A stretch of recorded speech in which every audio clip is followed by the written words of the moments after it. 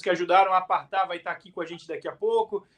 E o senhor teve oportunidade de fala ontem, o senhor presenciou tudo isso de perto, né? Como é que foi lá, sargento? Olha, eu cheguei logo no início da sessão, né, do Conselho de Ética, fiquei articulando para ver os deputados que tinham poder de voto. Eu não tinha poder de voto na sessão, não faço parte da comissão de ética, do Conselho de Ética, articulando, ligando para deputados que a gente poderia contar com o voto, mas infelizmente a realidade tem que ser dita. O governo, ele é um termo que a gente usa aqui na Câmara dos Deputados, ele tratorou. O que significa tratorar? Ele usou todas as suas forças, isso aí entendam da maneira que vocês quiserem, mas usou toda a força de articulação dele com as lideranças, com os partidos, para conseguir os votos favoráveis ao rachador, André Janones. Mas, até então, a esperança é a última que morre. Nós estávamos trabalhando ali para que, nas nossas falas, tentando criar um clima positivo para que o relatório fosse rejeitado, porque o relatório, ele inocentava, ele beneficiava o rachador André Janones. Aí começaram os debates. É bom frisar isso aí, o André Janones, ele parecia uma bonequinha de porcelana ali, bem quietinho, humilde, carinha de choro, um coitadinho. E o pessoal da direita descendo a borracha, nas suas falas fortes. Eu tive oportunidade de fala, mesmo como não membro do Conselho, eu tive oportunidade de fala por ser deputado. Frisei que o relator, né, o relatório é assinado pelo Guilherme Boulos, deputado federal, pré-candidato a São Paulo. Eu frisei que uma lástima, né, uma pessoa que compactua com rachadinha, compactua com corrupção, querer ser prefeito de São Paulo. E falei, né, que não acredito que isso vá acontecer, mas se acontecer, São Paulo vai virar a cidade da rachadinha. A prefeitura vai ter rachadinha para todo lado. Falei isso, tive a oportunidade de falar. O Pablo Marçal estava presente na sessão. Quando eu cheguei lá, ele já estava. Eu cumprimentei, veio me cumprimentar, mostrou admiração pela minha pessoa. E com certeza não foi eu que o convidei a participar, mas ele estava lá. Até falou para mim depois que estava tirando um dia de deputado, porque ele queria participar ali, ver como é que funcionava. E os deputados de esquerda defenderam. A tese que eles pegaram é muito esdrúxula, muito absurda, Paulo. A tese deles foi de que o eventual crime do Janones, das rachadinhas, não aconteceu nessa legislatura, aconteceu na outra. E que, portanto, não poderia ser punido no Conselho de Ética. E que a Justiça iria decidir se ele é culpado ou não, mas o Conselho não, a Câmara não poderia tomar providência. Veja bem, analisa um final de mandato, faltando 15 dias para terminar o mandato de deputado federal, uma convocação extraordinária aqui, o mandato geralmente termina no 31 de janeiro, uma convocação extraordinária dia 20 de janeiro, e um deputado enche a cara do outro de soco, e 15 dias depois instalar procedimento no Conselho, nem nada, porque o Conselho nem reunido vai estar. E acaba a legislatura, esse deputado é reeleito, né, já está como reeleito, ele simplesmente não vai responder pela sua agressão, pelo seu crime, porque, pelo entendimento do Boulos e pelo entendimento dos 12 deputados que votaram favoráveis ao relatório, o fato aconteceu na outra legislatura, no outro mandato. Um absurdo isso, um absurdo. Então, ele continua deputado. Eu até entendo que se ele não tivesse sido eleito, processo... Você não vai fazer um processo de um cara que não é deputado mais. Até seria entendível, porque poderia ficar inelegível para não tentar novamente. Mas a gente até entenderia que em caso de não reeleição do Janones, o processo morreria. Não foi o que aconteceu.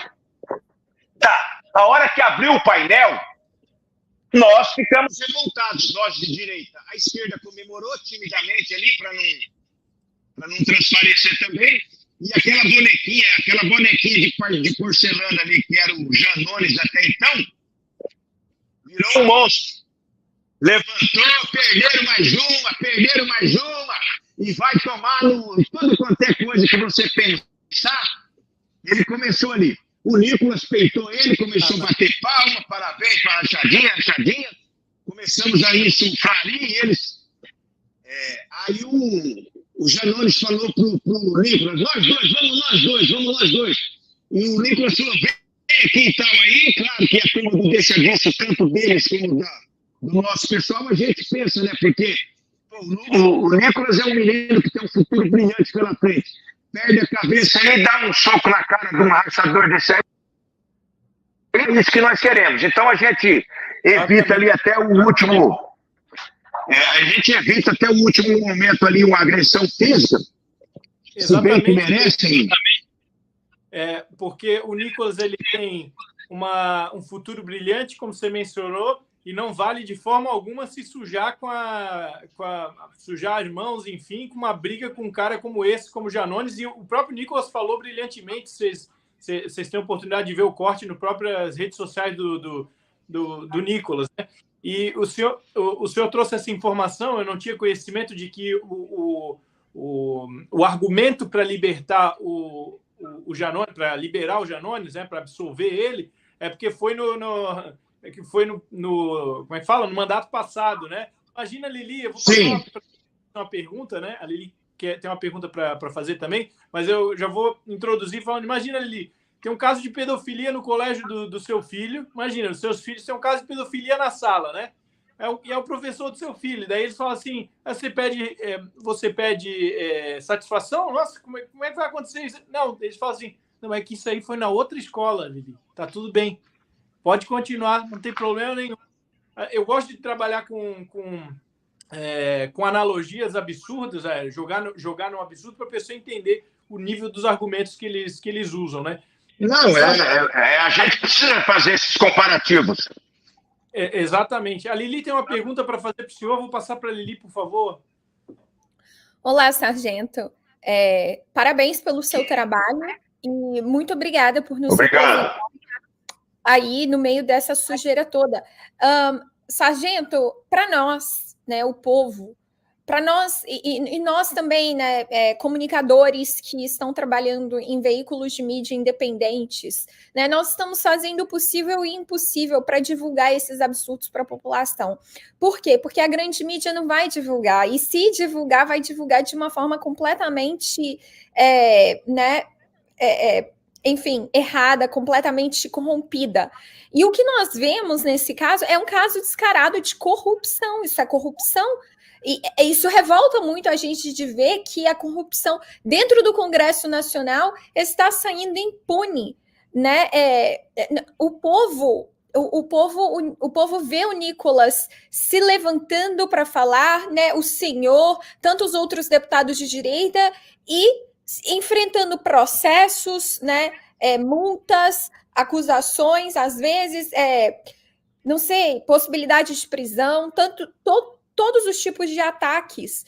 E às vezes nós temos medo, né? Mas nós vemos que o poder legislativo ainda respira, ainda tem pessoas, homens de coragem no poder legislativo lutando pelo Brasil. No judiciário nós não contamos mais, no executivo nós não contamos mais, mas os senhores ainda estão aí.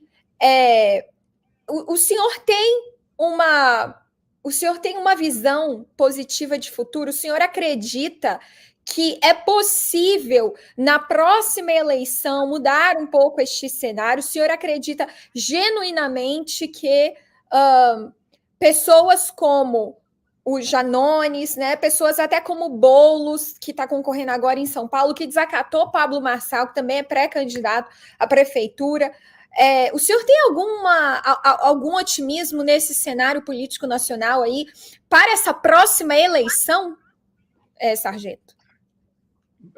Sargento, eu responder. Olha, eu não posso perder a fé no Brasil. Eu não posso de maneira nenhuma perder a fé no Brasil, porque seria ruim para a minha própria luta, para o meu próprio ego, para o meu próprio ser, eu perder a esperança no Brasil.